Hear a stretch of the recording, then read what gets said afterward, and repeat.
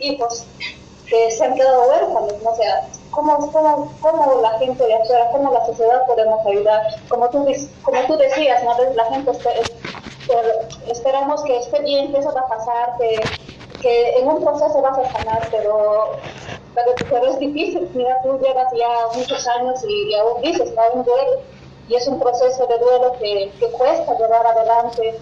Y más cuando hablamos de niños, ¿no? Niños de 8 o 10 años, ¿no? O sea, cómo están llevando, cómo procesan esto, que su mamá ya no está, que su mamá ha sido asesinada por su papá mismo, ¿no? Eso es complicado. Y otra consulta que quería hacerte es, ¿cómo ven en Argentina el tema de los medios de comunicación, ¿no? Si esos titulares que lanzaban eran en el 2005, ya con todo este proceso, ya a partir del 2015 con Ni Una Menos y todo este movimiento, cómo los medios de comunicación ahora ponen estos casos, ¿no? O sea, tan amarillistas, ¿no? Tan a lo morbo que se da, no sé cómo ganan eso, ¿no? Gracias. No, vos. Bueno, la primera pregunta tenía que ver con cómo ayudar, ¿no? Bueno, creo que en líneas generales, como algo más global, me parece que es necesario que nos involucremos, que empecemos a hablar, que empecemos a romper con estos temas que, bueno, a veces parecería que siguen siendo tabú, ¿no? Entonces me parece que así como yo hice este movimiento en mi familia, ¿no? Con mis amigas, empezar a hablar. Recién empecé a hablar 9 años después, ¿no? Pasó lo de mi mamá en 2005, yo empecé a trabajar en el documental en el 2014. Y a fines de 2014 empecé a hablar públicamente y empecé a decir que era una hija de una víctima de femicidio. Así que me parece que hacer ese salto, ¿no? de lo privado a lo público es muy potente. A mí me hizo mucho sentido. Pero bueno, para responder un poco a tu pregunta, me parece que eso, ¿no? Que empezar a generar lazos también, como está pasando entre las mujeres, o como decimos, mujeres y disidencias, ¿no? Para incluir a otros colectivos y poder crear esos lazos de contención, de apoyo, como se habla ¿no? de la sororidad, ¿no? Entre las mujeres y bueno, poder acompañar a las víctimas, ¿no? Así que me parece que eso es fundamental desde nuestro lugar. Bueno, y después se requieren obviamente políticas públicas que puedan trabajar en la educación. Me parece que es lo fundamental, ¿no? Porque creo que necesitamos transformar de una buena vez la sociedad y transformarla de fondo, ¿no? Pero bueno, eso todavía va a llevar bastante tiempo.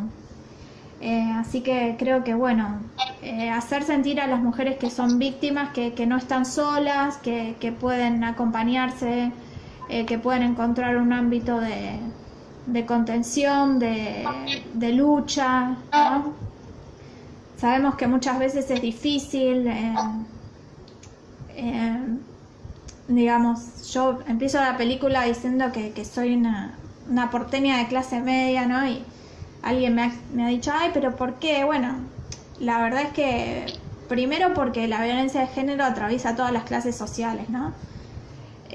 Como para dejar un poco en claro eso, pero por otro lado porque no es lo mismo quizás la situación en la que yo me encontré, ¿no? Con recursos, que la situación en la que se pueden encontrar otras hijas de víctimas que no tienen recursos, ¿no? Que muchas veces quedan viviendo con el propio femicida, que a veces era el padre o a veces, ¿no? que mató a su mamá. Acá en la Argentina se aprobó una ley que se llama Ley Brisa, que da una ayuda económica a los hijos e hijas de víctimas de femicidio. Bueno, que tienen hasta 21 años y bueno, cuyas madres hayan sido asesinadas por sus padres. Bueno, no es perfecta la ley, pero bueno, busca dar una ayuda económica a esos hijos e hijas que quedan sin sus mamás y bueno, es toda una problemática a tratar, pero me parece que eso está en el orden de lo paliativo y que lo que tendríamos que lograr es trabajar en la prevención, ¿no? Respecto de los medios de comunicación, que también me preguntabas, bueno, obviamente como da cuenta el documental, desde 2005, que fue el femicidio de mi mamá, hasta ahora, cambió mucho la sociedad. Bueno, en ese momento no se hablaba de violencia de género, ahora sí se habla de violencia de género, se habla de femicidio. Desde 2008 acá en la Argentina hay una ONG que recopila los casos según salen en los medios de comunicación. Pero bueno, digamos, hace falta trabajar mucho lo que se llama la perspectiva de género.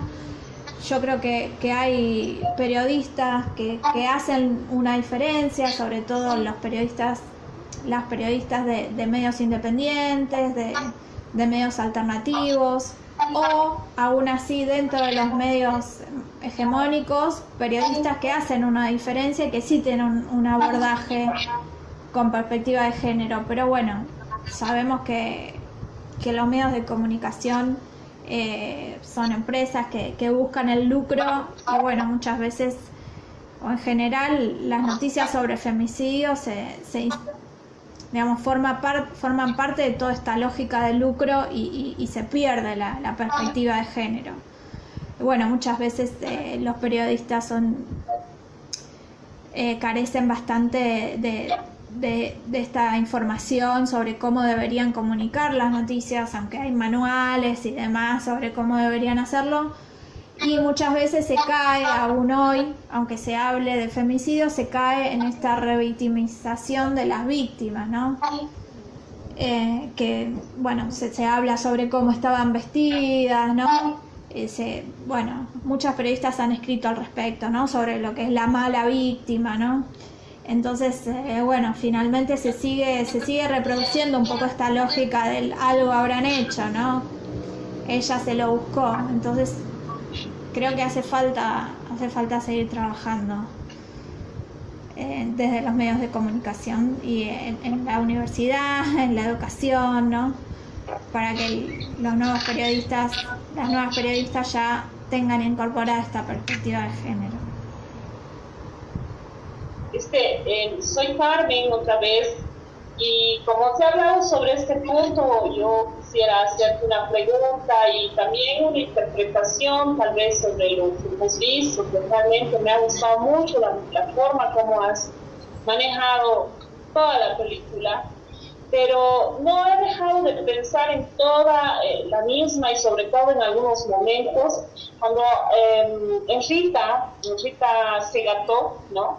Que es una de las teóricas más capas, yo creo, cada vez que la leo, yo veía la película y veía cómo aplicaba absolutamente todo lo que hablaba, así como la forma que estaba construido, bueno, todo lo que tú estabas hablando acerca, por ejemplo, en este momento de los medios de comunicación, ¿no?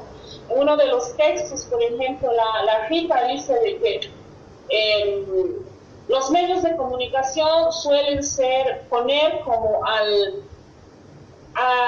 feminicida como el protagonista, ¿no?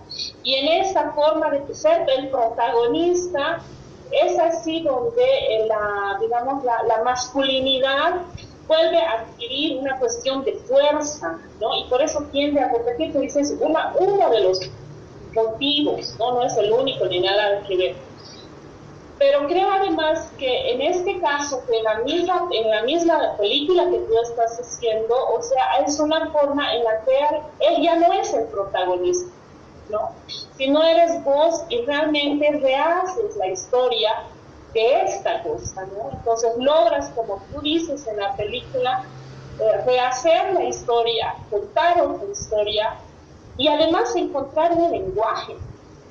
Creo que eso es muy lindo, además de que cómo unirse a la cosa, ¿no? A veces con silencios, etcétera, Y al final terminas encontrando un lenguaje en lo común con las compañeras.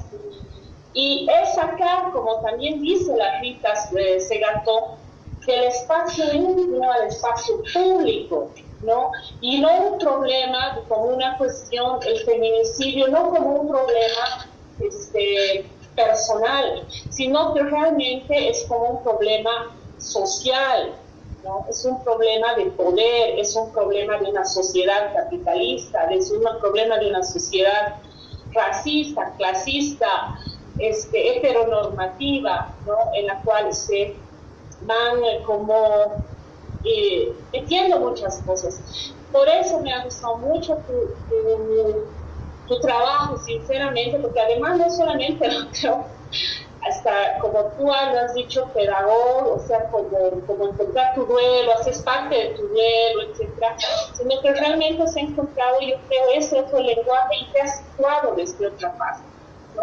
Y es cómo lograr un medio de comunicación, cómo puedes lograr situar, que no sea revictimizar, y has sido vos como víctima, te has situado en otro lugar, y al final has sido tú la que un poco nos muestras y nos impulsas.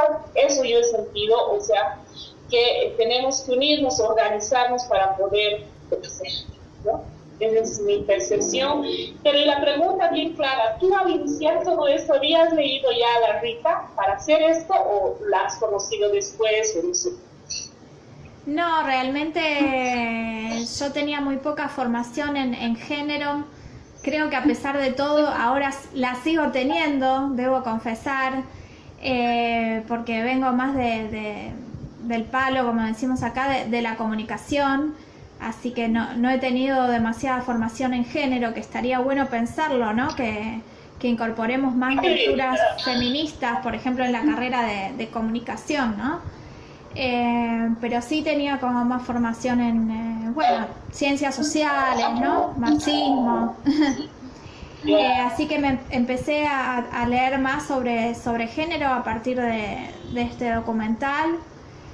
Y sobre todo creo que igualmente lo que más aprendí, lo aprendí en la experiencia cotidiana de la lucha, ¿no?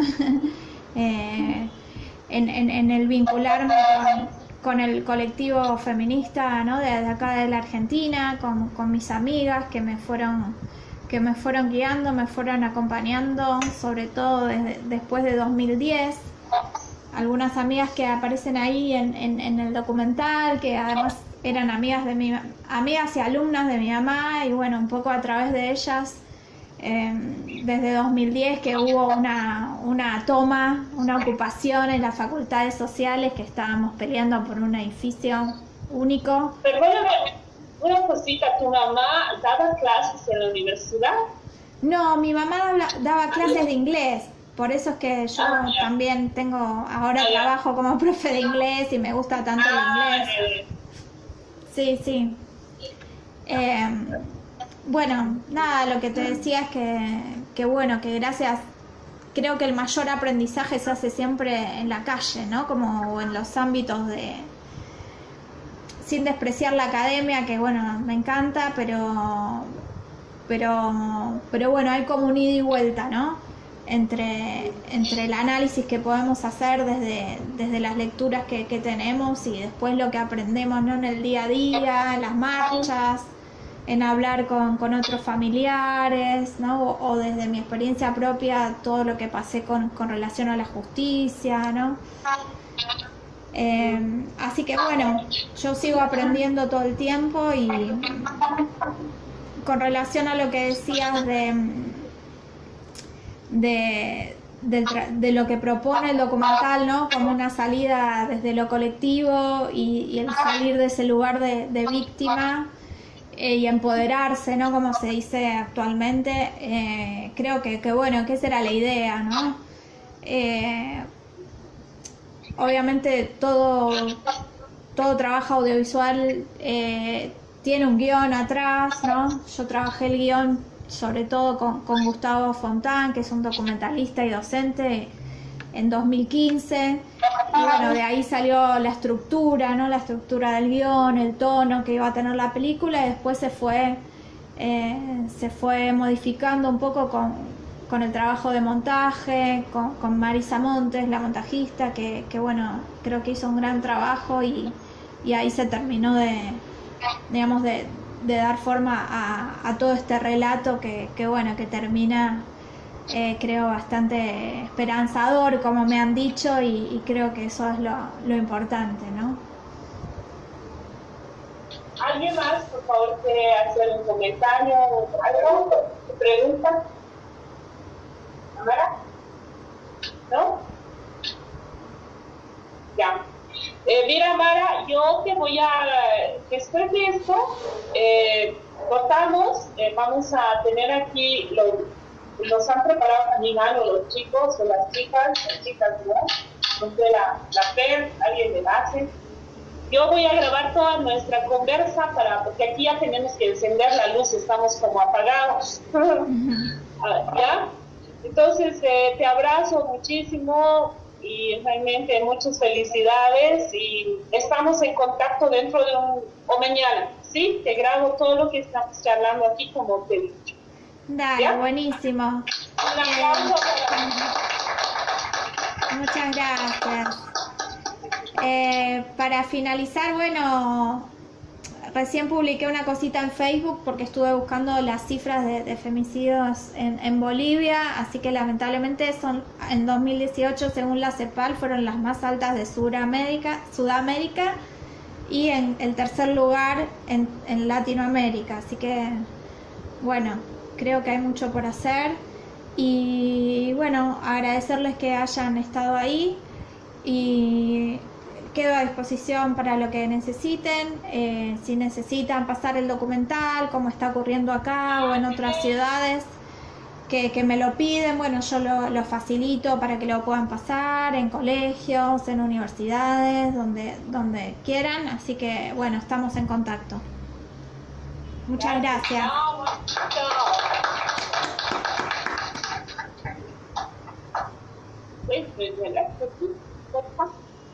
Listo, ya. Yo se la apagas porque tienen que